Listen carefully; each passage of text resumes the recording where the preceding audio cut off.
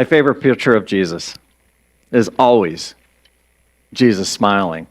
And as we celebrate Easter in the, Christian tradition, it's about everything he was able to overcome, with everything he went through, from his death to all of the judgments to the physical suffering. Everything that he did was amazing when you really stop and think about it and start to put it into your mind, every single thing that he went through. Here he is, all he was doing was loving. That's all he was doing. He was loving. He walked around and told everybody about love.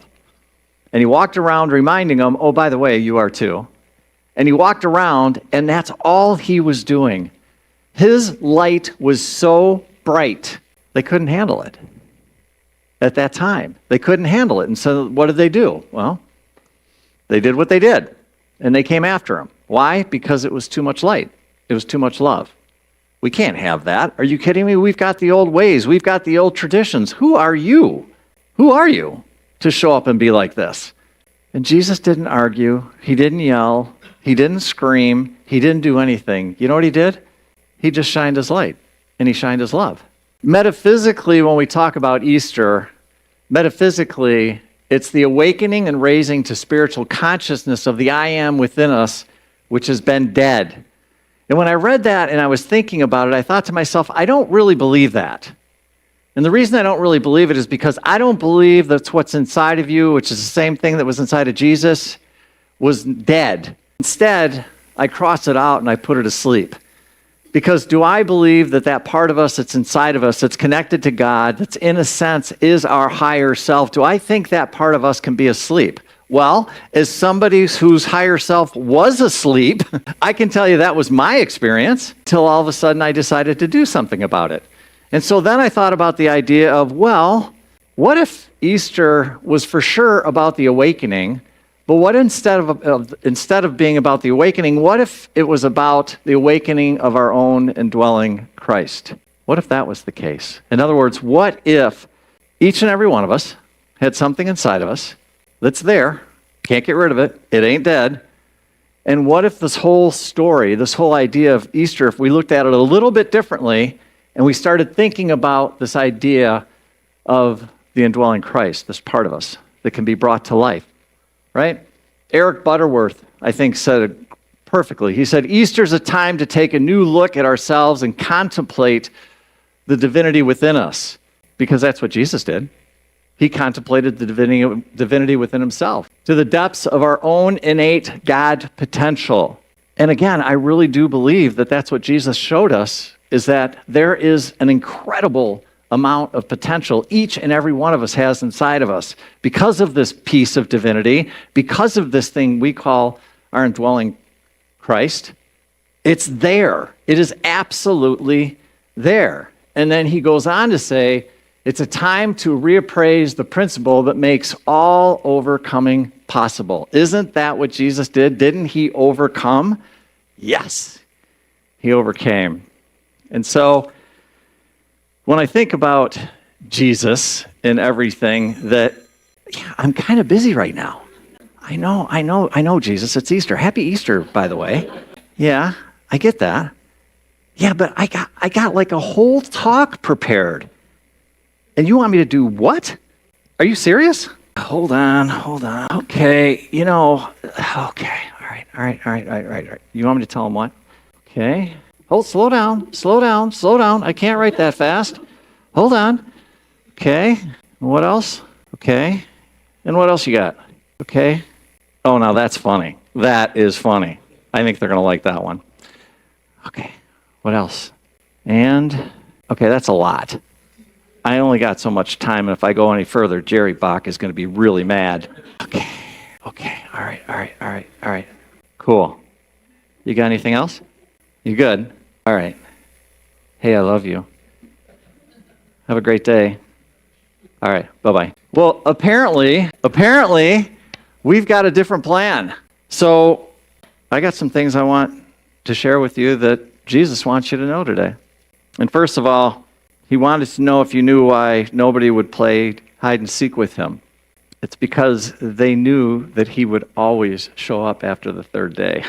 So, he wanted me to share with you some things that maybe have been passed down throughout history, throughout time, that may not be accurate.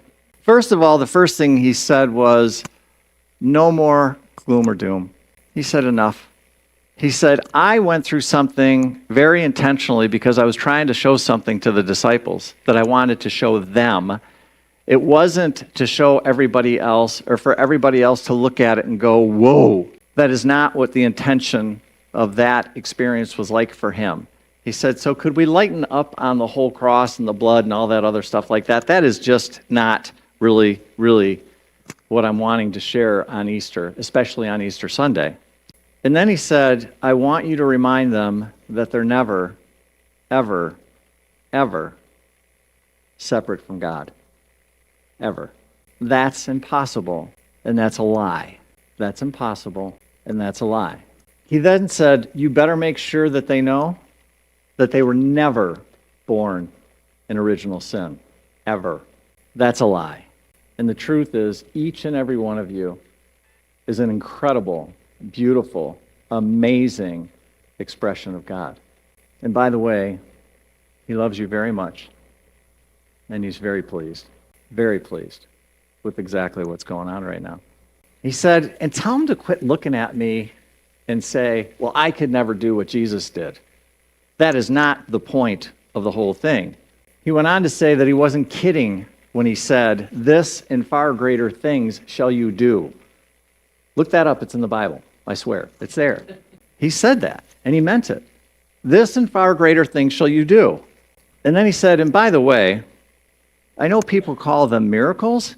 He said, but all I was doing is just letting God flow through me. That's all I was doing. I just got out of the way. I surrendered. And I just let God flow through me. Got out of my way, got out of my head, went back to my heart, and then I just let God use me.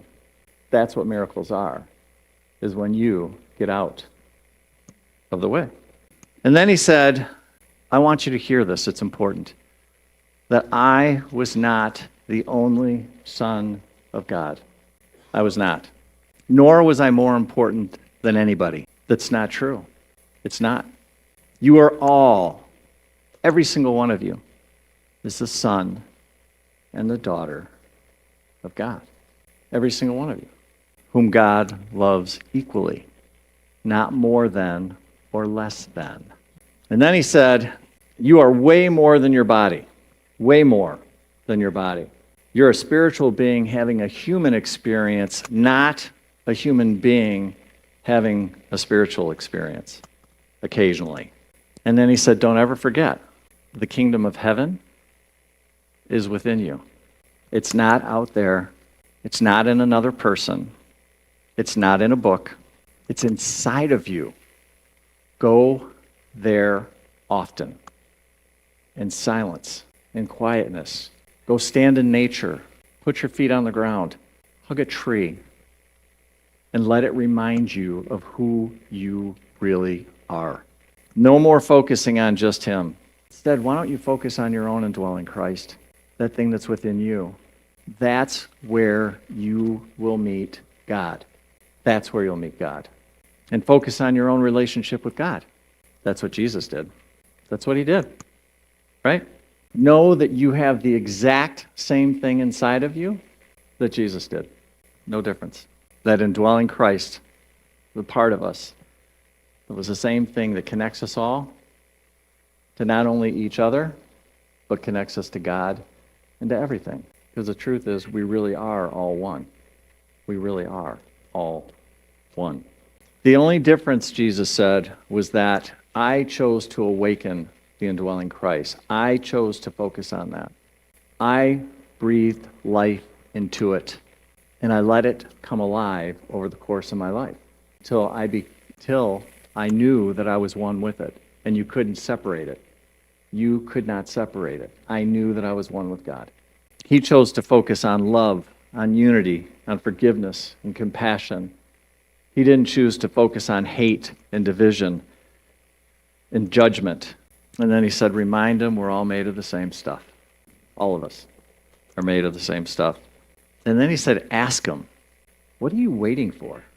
What are you waiting for? What are you afraid of? Because everything that you want is inside of you. And all you need to do is invite it in. That's it. And then get out of the way and let it do what it needs to do. And he said, tell them that everything can change in an instant. In an instant. This doesn't need to take years and years and years and years. It's simply you deciding to step back into your power, and you saying enough is enough, and you finally accepting who and what you are and saying, it's time. It's time. And that can happen literally right now. And I'm just going to share a thought with you. And if you'd like to say this with me, please join me. I invite my own indwelling Christ, my mighty I am presence, to dwell within me fully, now and forever, so be it. The last couple thoughts he had. Tell them that they're loved more than they'll ever know. By me, by God, and they've got an entire army of angels and supporters that are there to support you. Call on them. Ask them for help. And they'll be there. Slow down and just receive whatever you're asking for. Just slow down. Tell them they're never alone, ever. You are never, ever, ever alone. Ever. And finally, let them know they're doing a really good job. And I'm proud of them. I'm really proud of them. They're doing incredible work. Tell them it's not easy down here. But if you'll hang in there and start listening to what's in your heart and slow down, there might be something, a word or two, a thought or two, that could help you and can guide you. Trust that. Trust it. Trust it. It's there. Trust it. Trust yourself. And trust God. So, I had a talk, and then I didn't have a talk. And then Jesus showed up.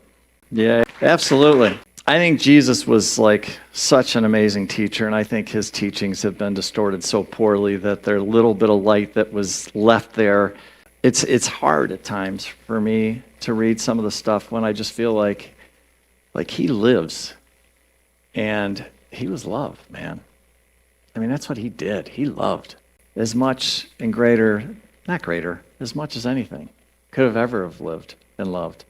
And I think some of his messages, again, I just think either A, they haven't been shared, or even if they were shared, I just think that they've been so watered down. And it's just like there's a part of my heart that just goes, man, he was so much more than this. He was so much more. So, happy Easter, everybody. I am beholding each and every one of you as the God that you are, as the divinity that you are. I hope you remember that today. I hope there's a little part of you that can go, is it okay for me to say that? And I hope you have the courage to maybe for the first time go, you're damn right I do. I am the child of God. I am the expression of the divine. I don't care what my life looks like. I don't care what I've done or I haven't done. I am divine. That's what Jesus did. He walked around and he reminded everybody who they were. And he said, get rid of the rest of it. Let it go. Let it go. You're amazing. You're brilliant. What an expression. Each and every one of you are. Thank you for the light that you share. Thank you for being here at this time. Thank you for teaching me. Thank you for being a part of this community. We're really lucky to have you. We are really grateful. Happy Easter, and God bless. Hey, it's Reverend Mike here. I just wanted to stop for a moment before you get on with your day, and thank you so much for spending time with us this morning. It means the world to us, and I just wanted to let you know if there's anything that we can do to make your experience even better, please do not hesitate to reach out by going to our website. I also wanted to offer you the opportunity for us to get together and sit down so I could get to know you a little bit better and answer any questions that you have. I can either do that by either getting together in person, have a cup of coffee, or we can meet online via Zoom. If you're interested, please don't hesitate to reach out. You can reach me at michael@courage2thrive.com. And lastly, if you find these messages are helping you, we would be tremendously grateful if you'd consider donating to the center. The best and the easiest way to do that is simple. Just go to our website. Again, thank you so much. Hope you have a great day. Hope you're doing well. God bless, and we hope to see you soon. Bye-bye now.